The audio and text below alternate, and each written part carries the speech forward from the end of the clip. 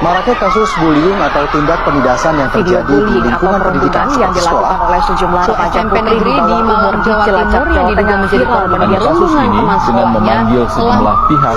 Bullying merupakan ekspresi menyimpang pada anak dalam upaya pencarian jati diri, peran pendidikan di keluarga dan sekolah sangat diperlukan sebagai penyeimbang.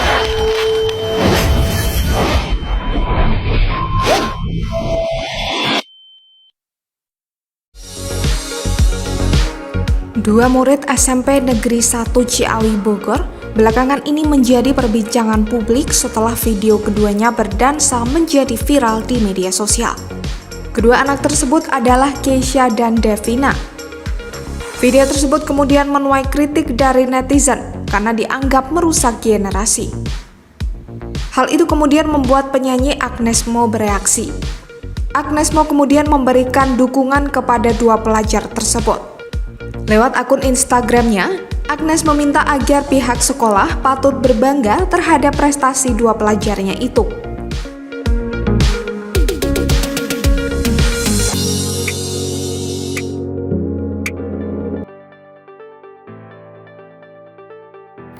Baik, selanjutnya saya akan membahas mengenai permasalahan dari beredarnya video viral dua orang siswa dan siswi SMP Negeri 1 Ciamis yang sedang dansa ballroom di depan teman-teman sekolahnya di sebuah acara kegiatan sekolah. Mereka dengan lincah dan profesional dalam menunjukkan bakat yang dimilikinya. Namun, alih-alih mendapatkan apresiasi atas bakat dan keberanian mereka, keduanya justru menerima banyak kritikan dan kecaman dari sejumlah warganet. Nah, sebagian netizen itu menganggap tarian yang dilakukan oleh dua siswa tersebut tidak pantas dipertontonkan di lingkungan sekolah. Mereka menilai bahwa aktivitas seperti dansa ballroom tidak sesuai dengan nilai-nilai budaya dan norma yang berlaku. Bahkan ada yang menyebutnya sebagai bentuk merusak generasi bangsa. Padahal kegiatan tersebut yang dilakukan siswa ini bukan sekedar hiburan, melainkan merupakan bagian dari pengembangan bakat dan kecerdasan kinestetik. Keduanya diketahui merupakan atlet muda berbakat yang telah meraih medali emas dalam cabang olahraga dansa di tingkat daerah dan sekarang sedang dipersiapkan untuk kejuaraan di tingkat yang lebih tinggi. Kritik yang muncul di media sosial ini mencerminkan kurangnya pemahaman sebagian masyarakat terhadap pentingnya mendukung berbagai bentuk kecerdasan yang dimiliki oleh seorang. Selanjutnya yaitu keterkaitan kasus tersebut dengan teori.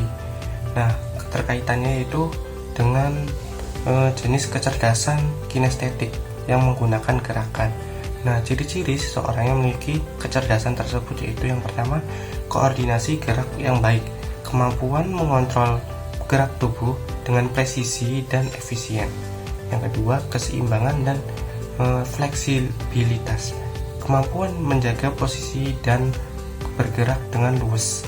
Yang ketiga, kepekaan terhadap gerakan, memahami dan merespon nonverbal ritme.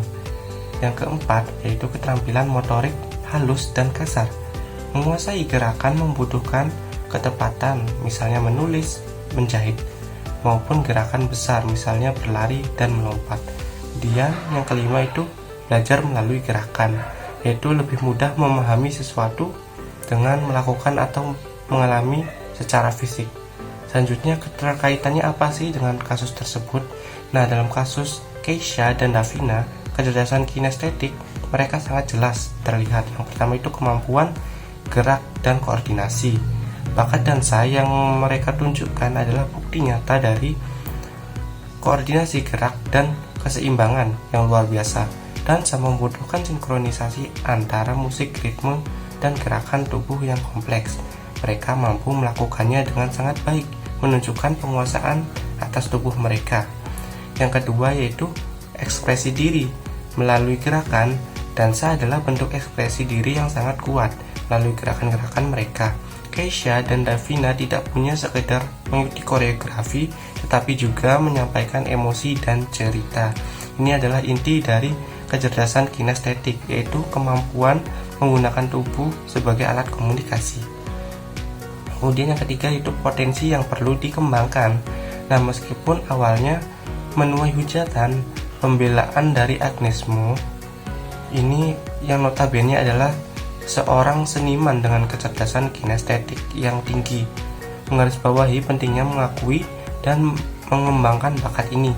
Banyak orang dengan kecerdasan kinestetik unggul di bidang olahraga, seni, tari, akting, atau bahkan pekerjaan yang membutuhkan keterampilan manual tinggi seperti bedah atau kerajinan tangan. Kemudian yang keempat yaitu tantangan dalam sistem pendidikan.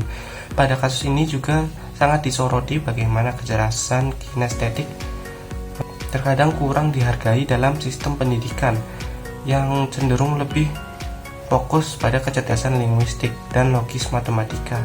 Padahal setiap anak memiliki potensi kecerdasan yang beragam dan penting bagi sekolah untuk menyediakan ruang bagi pengembangan bakat-bakat yang non-akademik seperti itu.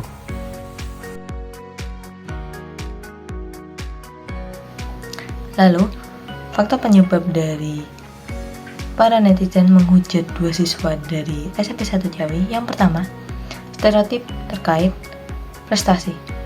Sejak dahulu kala, masyarakat beranggapan bahwa prestasi seorang diukur dari kemampuan akademiknya dan pencapaiannya terkait akademik.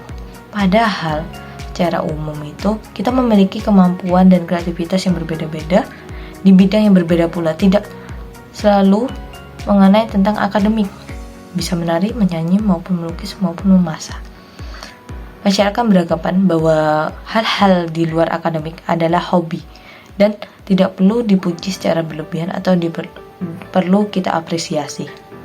Hal yang kedua, anggapan bahwa despot ini tidak memiliki nilai budaya Indonesia atau menentang nilai budaya Indonesia. Pertanyaannya, bagian mana despot yang dikatakan menentang nilai budaya Indonesia? Sedangkan despot sendiri itu, kalau kita telah dari artinya, yaitu olahraga dan menari. Sehingga intinya, despot merupakan salah satu cabang olahraga di mana terkait menari, dan orang yang melakukan menari ini bisa melakukan improvisasi. Nah, improvisasi ini bisa dilakukan oleh 2 siswa tadi dengan menambahkan beberapa nilai budaya Indonesia. Nah, justru despot ini membantu kita sebagai masyarakat Indonesia lebih terkenal lagi di mancanegara dari penambahan nilai budaya Indonesia di despot mereka. Karena itu, anggapan bahwa despot ini tidak memiliki budaya Indonesia justru menurut saya tidak memiliki dasar yang jelas. Lalu yang ketiga, minimnya masyarakat mengetahui terkait despot. Nah, dari penyebab yang kedua itu yang saya katakan, itu pun didasari karena minimnya pengetahuan masyarakat terkait despot. Sebenarnya despot ini sudah ada sejak lama di dunia, hanya saja karena tidak jarang sekali menjadi menjadi pembicaraan di dunia maya, bahkan di Indonesia. Jadinya masyarakat sedikit tahu yang tentang despot ini.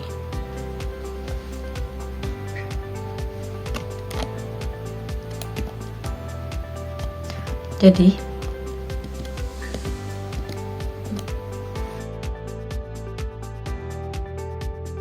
selanjutnya saya akan membahas tentang dampak yang dapat terjadi dan solusi yang dapat diberikan.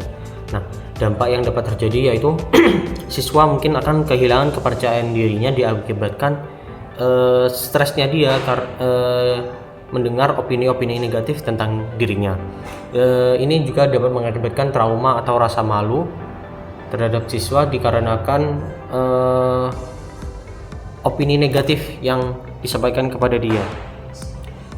Nah, itu akan mempengaruhi pertumbuhan dalam bakatnya. Nah, ini juga berlaku untuk sekolah karena mungkin sekolah dinilai kurang mengawasi muridnya. Nah, adapun pula mungkin opini publik tentang seni akan menjadi negatif dikarenakan kasus ini, dan hal ini akan mengurangi tempat atau wadah berekspresi para siswa untuk menunjukkan bakatnya.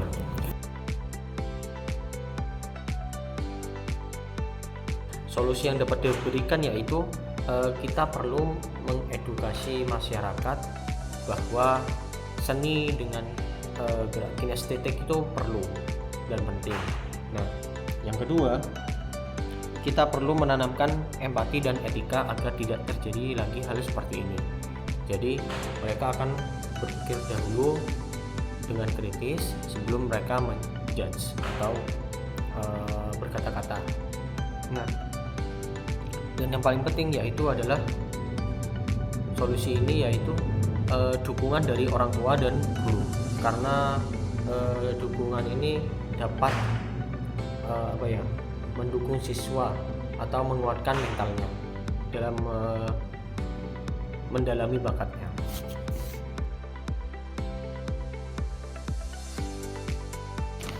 Jadi, kesimpulannya adalah kasus penghujatan terjadi pada 2 siswa SMP 1 Ciawi yang dimana mereka merupakan atlet dan sport berprestasi. Lalu, aksi penghujatan tadi mencerminkan bahwa kurangnya pemahaman sebagian masyarakat terhadap seni dan olahraga modern yang sudah berkembang pada zaman ini.